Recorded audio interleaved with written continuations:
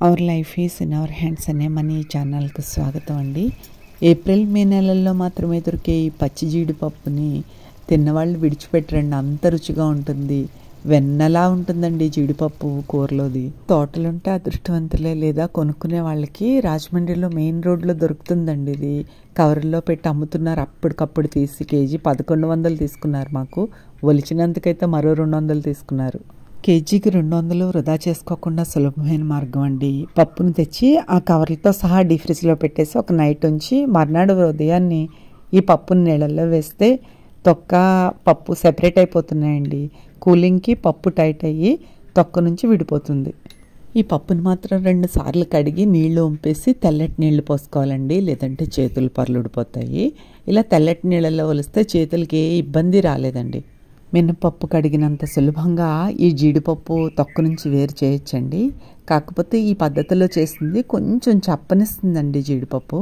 ఈ జీడిపప్పుని బాక్సుల్లో వేసేసి డీ ఫ్రిడ్జ్లో పెట్టేసుకుంటే సంవత్సరం పొడవునా ఎప్పుడు కావాలంటే అప్పుడు 10 నిమిషాల ముందు తీసుకుని ఈ పప్పును కూరల్లో ఉపయోగించుకోవచ్చండి.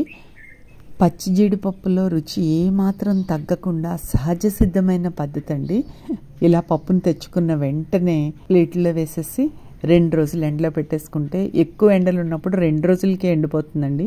మనకి ఎండిందో లేదో తెలియటానికి ఇలా పప్పును పట్టుకుని తొక్క తీస్తే పూర్తిగా వెంటనే వచ్చేస్తుందండి.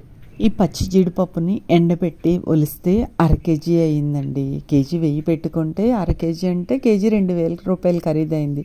ఇంత ఖర్చు పెట్టి కొనాలా అనుకుంటారేమో, దీని రుచికి ఏది సరిసాటి కాదండి.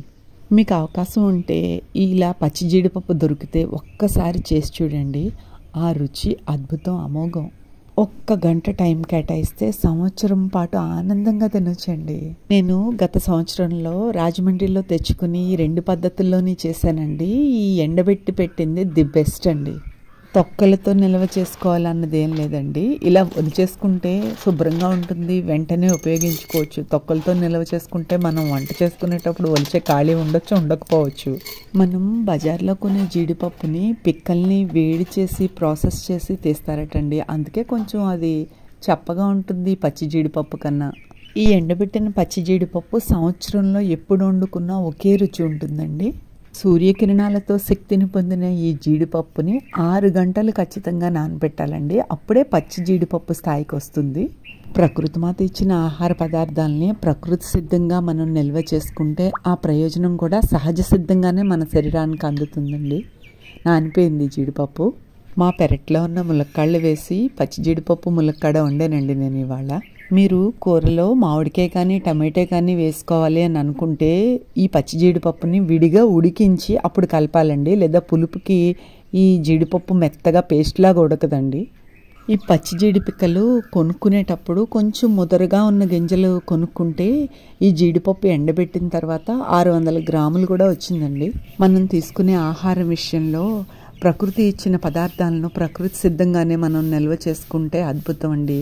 ఫ్రిడ్జ్లో నిల్వ చేస్తే జీవశక్తి తగ్గిపోతుంది. అందులో ఎండలో పెట్టి నానబెట్టి వండితే పచ్చి జీడిపప్పులాగే ఉందండి.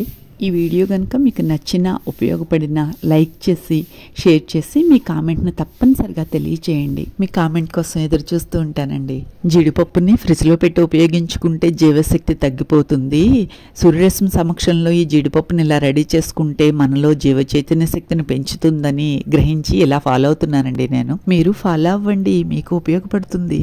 మన ఈ వసుదైక కుటుంబంలో వారికి నా ముఖ్యమైన విన్నపం అండి, దేశవాళీ విత్తనాలని నా దగ్గర ఉన్నంత వరకు నేను అభివృద్ధి చేశానండి. దూర ప్రాంతంలో వారైతే ఈ నంబర్కు వాట్సాప్ చేయండి, మీ అడ్రస్ని ఉచితంగా పంపిస్తాం. దారి ఛార్జీలు మీవే సొమ్మండి.